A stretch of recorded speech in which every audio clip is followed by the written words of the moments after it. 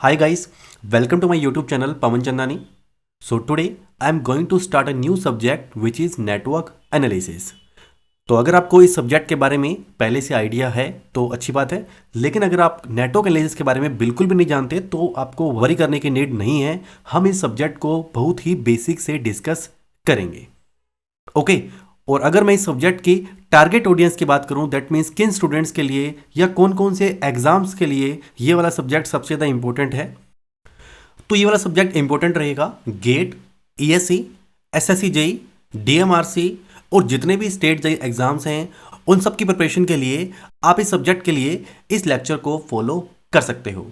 और जैसे कि आप जानते हो कि अभी एसएससी जेई और आरआरबी जेई इन दोनों की वैकेंसीज आ चुकी हैं।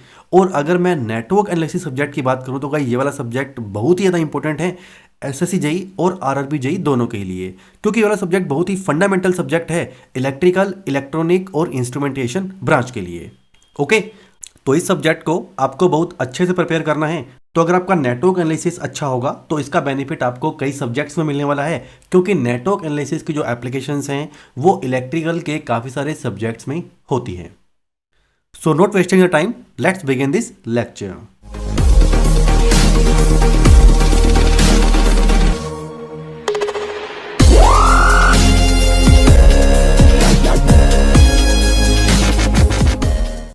तो भाई सबसे पहले हम बात करेंगे कि नेटवर्क एनालिसिस इतना इंपॉर्टेंट सब्जेक्ट क्यों है, why this subject is most important for GATE. तो अगर हम गेट की बात करें तो गेट में अराउंड 10 to 12 मार्क्स के क्वेश्चंस केवल नेटवर्क एनालिसिस से ही पूछे जाते हैं। ओके, एक तो ये रीजन है कि ये सब्जेक्ट इतना इंपॉर्टेंट है, और उसका दूसरा रीजन है कि यह सब्जेक्ट इलेक्ट्रिकल के काफी सारे सब्जेक्ट के लिए कैसा है, प्री रिक्विजिट है। This subject is pre requisite for most of the subjects. तो अगर हम इलेक्ट्रिकल की बात करें तो इलेक्ट्रिकल में ऐसे काफी सारे सब्जेक्ट्स हैं जिनको अच्छे से समझने के लिए आपको सबसे पहले नेटवर्क एनालिसिस या नेटवर्क थ्योरी में आपकी कमांड होनी चाहिए, अदरवाइज आपको वो सब्जेक्ट समझ में नहीं आएंगे। जैसे कि अगर हम इलेक्ट्रिकल इंजीनियरिंग की बात करें तो ये वाला सब्जेक्ट प्री रिक्विजिट रहेगा मशीन के लिए, दैट मीन्स इलेक्ट्रिकल मशीन के लिए, पावर सिस्टम के लिए, इलेक्ट्रिकल एंड इलेक्ट्रॉनिक्स मेजरमेंट के लिए और पावर इलेक्ट्रॉनिक्स के लिए। ओके, और अगर हम इलेक्ट्रॉनिक्स इंजीनियरिंग की बात करें तब वहां ये सब्जेक्ट प्री रिक्विजिट रहेगा एनालॉग के लिए और कम्युनिकेशन के लिए, क्योंकि कम्युनिकेशन में जब हम एनालॉग मॉड्यूलेटर और डीमॉड्यूलेटर को डिजाइन करते हैं तो वो बेस्ड होते हैं इलेक्ट्रिकल सर्किट्स के ऊपर। तो अब हम बात करते हैं कि बेसिकली इस नेटवर्क एनालिसिस में होता क्या है। तो नेटवर्क एनालिसिस में हम डिफरेंट टाइप के इलेक्ट्रिकल सर्किट्स को एनालाइज करते हैं और साथ में कुछ टेक्निक्स को भी डेवलप करते हैं ताकि हम उन्हें बहुत ही आसानी से एनालाइज कर पाए। और अगर आपने ऑब्जर्व किया हो तो हम चारों तरफ से कुछ इलेक्ट्रिकल या इलेक्ट्रॉनिक्स इक्विपमेंट से सराउंडेड हैं। और अगर हम उन इक्विपमेंट्स की बात करें, दैट मीन्स उन इलेक्ट्रिकल और इलेक्ट्रॉनिक्स इक्विपमेंट की बात करें तो वो कुछ सर्टेन इलेक्ट्रिकल सर्किट से मिलकर बने होते हैं, जहां हर सर्किट एक सर्टेन फंक्शन को परफॉर्म करने के लिए डिजाइन किया हुआ होता है। और अगर हम इन सर्किट्स को डिजाइन करना चाहते हैं तो उनकी डिजाइनिंग से पहले हमें उन सर्किट्स को सिमुलेट करना पड़ेगा या उन्हें एनालाइज करना पड़ेगा, ये समझने के लिए कि वो हमारे डिजायर्ड फंक्शन को परफॉर्म कर पाएंगे या नहीं कर पाएंगे। इसलिए नेटवर्क एनालिसिस बहुत ही ज्यादा इंपॉर्टेंट है। ओके, तो अगर हम जब भी डिजाइन प्रोसेस की तरफ जाते हैं तो डिजाइन प्रोसेस में हमेशा सिमुलेशन स्टेप्स होते हैं। और अगर हम सिमुलेशन की बात करें तो सिमुलेशन के लिए हमें सबसे पहले बेसिक एनालिसिस इक्वेशन को समझना पड़ेगा। तो इलेक्ट्रिकल और इलेक्ट्रॉनिक्स इंजीनियर के लिए दो सब्जेक्ट ऐसे होते हैं जो एक फाउंडेशन स्टोन का काम करते हैं, जिसमें पहला है EMT, that means electromagnetic theory, और दूसरा है सर्किट एनालिसिस या नेटवर्क एनालिसिस। ओके, तो हमारे इस कोर्स में हम सर्किट एनालिसिस का बेसिक पोर्शन डिस्कस करेंगे, दैट मीन्स हम कुछ बेसिक इलेक्ट्रिकल टर्मिनोलॉजी को डिस्कस करेंगे जिनमें अक्सर स्टूडेंट को कंफ्यूजन होता है। तो सबसे पहले हम डिस्कस करेंगे कि इलेक्ट्रिकल सर्किट और नेटवर्क में क्या डिफरेंस होता है। So guys, first of all we discuss what is electrical circuit, that means what do you mean by electrical circuit. तो सबसे पहले हम डिस्कस करेंगे कि इलेक्ट्रिकल सर्किट होता क्या है। तो गाइस, अगर हम इलेक्ट्रिकल सर्किट की बात करें तो इलेक्ट्रिकल सर्किट होता है connection of electrical components. That means अगर हम इलेक्ट्रिकल कंपोनेंट्स को एक सर्टेन मैनर में कनेक्ट कर देते हैं तो उसे हम क्या कहते हैं, इलेक्ट्रिकल सर्किट। तो अब हम बात करते हैं कि ये इलेक्ट्रिकल कंपोनेंट्स कौन से होते हैं। तो इलेक्ट्रिकल कंपोनेंट्स होते हैं जैसे कि फॉर एग्जांपल रेजिस्टेंस हो गया, इंडक्टेंस हो गया, capacitance, diode, transistor and so on. ये सब क्या होते हैं, इलेक्ट्रिकल कंपोनेंट्स। तो अगर हम इन कंपोनेंट्स को एक सर्टेन मैनर में कनेक्ट कर देते हैं तो उससे क्या बन जाता है, electrical circuit. Okay, so electrical circuit is the connection of electrical components like resistance, inductance, capacitance, diode, transistor and so on. When we connect these components in a certain manner, then it will be known as a circuit. तो electrical circuit का मतलब होता है कि अगर हम electrical components को एक सर्टेन मैनर में कनेक्ट कर देते हैं तो उसे हम क्या कहते हैं, सर्किट कहते हैं। तो यहाँ पर सर्टेन मैनर का मतलब ये है कि अगर हम इन कंपोनेंट्स को कनेक्ट कर एक सर्किट को डिजाइन करना चाहते हैं तो उस सर्किट में करंट फ्लो जरूर करनी चाहिए। ओके, तो देखो अगर हम एक इलेक्ट्रिकल सर्किट को डिजाइन कर रहे हैं तो उस इलेक्ट्रिकल सर्किट में करंट तो फ्लो जरूर करनी चाहिए, अदरवाइज उस इलेक्ट्रिकल सर्किट का मतलब ही क्या है। तो अगर हम करंट की बात करें तो करंट क्या होता है, rate of flow of charge. तो ये करंट हमारे सर्किट में हर जगह पर फ्लो होना चाहिए। जैसे कि अगर हम एक ह्यूमन की बात करें तो हमारे शरीर के अंदर जो भी कंपोनेंट्स होते हैं उनको एनर्जाइज करने के लिए उनमें क्या फ्लो होना चाहिए, ब्लड। तो बिल्कुल उसी तरीके से इलेक्ट्रिकल सर्किट में डिफरेंट कंपोनेंट को एनर्जाइज करने के लिए उनमें क्या फ्लो होना चाहिए, करंट फ्लो होना चाहिए। तो सबसे पहला मोटिव क्या होता है कि हमारे इलेक्ट्रिकल सर्किट में करंट फ्लो जरूर करे।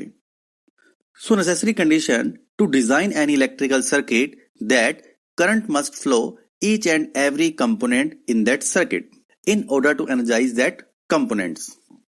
तो अगर हम चाहते हैं कि किसी भी इलेक्ट्रिकल सर्किट में करंट फ्लो करे तो उसके लिए दो नेसेसरी कंडीशंस होनी चाहिए। पहली कि एक ईएमएफ सोर्स होना चाहिए और दूसरी कि क्लोज्ड पाथ होना चाहिए। तो अगर हम ईएमएफ सोर्स की बात करें तो ईएमएफ सोर्स क्या है, इलेक्ट्रोमोटिव फोर्स। तो ये ईएमएफ सोर्स रिस्पॉन्सिबल होता है किसी भी इलेक्ट्रिकल सर्किट को एनर्जाइज करने के लिए। और अगर हम दूसरी कंडीशन की बात करें तो वो क्या है, क्लोज्ड पाथ। तो करंट के फ्लो करने के लिए दो नेसेसरी कंडीशंस होनी चाहिए, जिसमें पहली है ईएमएफ सोर्स और दूसरी है क्लोज्ड पाथ। तो अगर हम क्लोज्ड पाथ की बात करें तो क्लोज्ड पाथ क्या होता है कि ऐसा पाथ जो जहां से स्टार्ट होता है वहीं पर आकर क्या हो जाए, एंड हो जाए। तो उसे हम क्या कहते हैं, क्लोज्ड पाथ। तो इसे हम ऐसे समझ सकते हैं जैसे कि सपोज दो पॉइंट हैं, एक है ए पॉइंट और दूसरा है बी पॉइंट। तो अगर हम ए से स्टार्ट हो रहे हैं और बी पे टर्मिनेट कर रहे हैं तो अगेन जब हम बी से स्टार्ट होंगे और ए पे टर्मिनेट कर जाएंगे तो ये क्या बन जाएगा, एक closed path. Okay, so closed path mean the path that starts and and at the same point. तो अगर हम मान लें कि इस पाथ में करंट कैसे फ्लो कर रहा है, क्लॉकवाइज लाइक दिस। तो यहां पर एक पाथ हो जाएगा फॉरवर्ड और दूसरा पाथ हो जाएगा रिटर्न। तो देखो यहाँ पे फॉरवर्ड पाथ का पर्पज ये है कि करंट को सोर्स से लोड तक कैरी करना, और रिटर्न पाथ का मतलब ये होता है कि करंट को फिर से लोड से सोर्स तक लेके जाना। तो इसका मतलब ये है कि करंट के फ्लो करने के लिए हमें एक फॉरवर्ड पाथ भी चाहिए और एक रिटर्न पाथ भी चाहिए। तो ये बात होगी इलेक्ट्रिकल सर्किट की। तो अब हम बात करेंगे नेटवर्क की। दैट मीन्स सर्किट तो क्या होता है ये हमने डिस्कस कर लिया है, अब हम बात करेंगे कि नेटवर्क क्या होता है। सो नेक्स्ट इज, तो अगर हम नेटवर्क की बात करें तो इलेक्ट्रिकल सर्किट के बिगर फॉर्म को ही हम क्या कहते हैं, नेटवर्क कहते हैं। तो बिगर फॉर्म से मतलब ये है कि नेटवर्क कई इलेक्ट्रिकल सर्किट से मिलकर बना होता है। तो जब काफी सारे इलेक्ट्रिकल सर्किट्स मिलकर एक पर्टिकुलर टास्क को करते हैं तो उसे हम क्या कहते हैं, नेटवर्क कहते हैं। जैसे कि सपोज अगर एक सर्किट है C1, एक सर्किट है C2, एक सर्किट है C3, तो इन सारे सर्किट्स को अगर हम मिला दें तो इससे क्या बन जाएगा, नेटवर्क बन जाएगा। ओके, और अगर हम इसके एक प्रैक्टिकल एग्जांपल की बात करें तो इसका एग्जांपल हो जाएगा टेलीविजन। तो टेलीविजन में कई तरह के इलेक्ट्रिकल सर्किट्स होते हैं। जैसे कि एक इलेक्ट्रिकल सर्किट होगा रिमोट सिग्नल को सेंस करने के लिए, दूसरा इलेक्ट्रिकल सर्किट होगा डिस्प्ले को कंट्रोल करने के लिए, और एक इलेक्ट्रिकल सर्किट होगा पावर सप्लाई के लिए, एक इलेक्ट्रिकल सर्किट होगा डीटीएच को कनेक्ट करने के लिए। तो इस तरह से एक टेलीविजन में कई तरह के इलेक्ट्रिकल सर्किट्स होते हैं। Okay, So in a television, there are multiple type of electrical circuits. Like one electrical circuit is for sensing the remote signal. One electrical circuit is to control display. One electrical circuit is related to power supply, and one electrical circuit is for connecting D2H.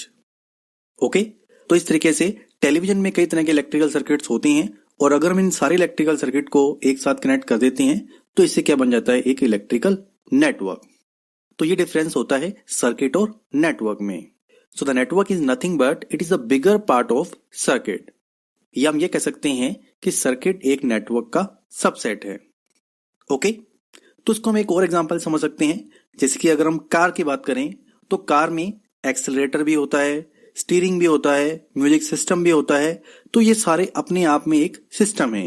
जैसे कि accelerator भी एक अपने आप में एक system है, या अपना म्यूजिक सिस्टम हो गया, ये भी एक अपने आप में एक सिस्टम है। तो इस तरीके से एक सिंगल लार्ज सिस्टम में कई तरह के मल्टीपल सिस्टम्स होते हैं। तो इन सिस्टम को हम सब सिस्टम कहेंगे। और अगर हम नेटवर्क टर्मिनोलॉजी की बात करें तो नेटवर्क एक अपने आप में एक सिस्टम है, और उसके अंदर जो इलेक्ट्रिकल सर्किट्स होते हैं वो अपने आप में एक सब सिस्टम है। ओके, तो ये डिफरेंस होता है सर्किट और नेटवर्क में। जैसे कि अगर हम इलेक्ट्रिकल सर्किट की बात करें तो इलेक्ट्रिकल सर्किट होता है कि अगर हम इलेक्ट्रिकल कंपोनेंट्स को एक सर्टेन मैनर से कनेक्ट कर देते हैं, और उनको कनेक्ट करने के बाद अगर उसमें करंट फ्लो होती है तो उसे हम क्या कहते हैं, सर्किट कहते हैं। और करंट के फ्लो करने के लिए दो कंडीशंस होनी चाहिए। पहली कि एक ईएमएफ सोर्स होना चाहिए, और दूसरी क्लोज्ड पाथ होना चाहिए। तो अगर ईएमएफ सोर्स है और क्लोज्ड पाथ है तो हमारे सर्किट में करंट फ्लो करेगी। ओके, और अगर हम नेटवर्क की बात करें तो नेटवर्क एक सर्किट का बिगर पार्ट है। जैसे कि अगर हम कई सारे इलेक्ट्रिकल सर्किट्स को कनेक्ट कर देते हैं तो उससे क्या बन जाता है, इलेक्ट्रिकल नेटवर्क। ओके, तो आज इस लेक्चर में बस हम इतना ही डिस्कस करेंगे।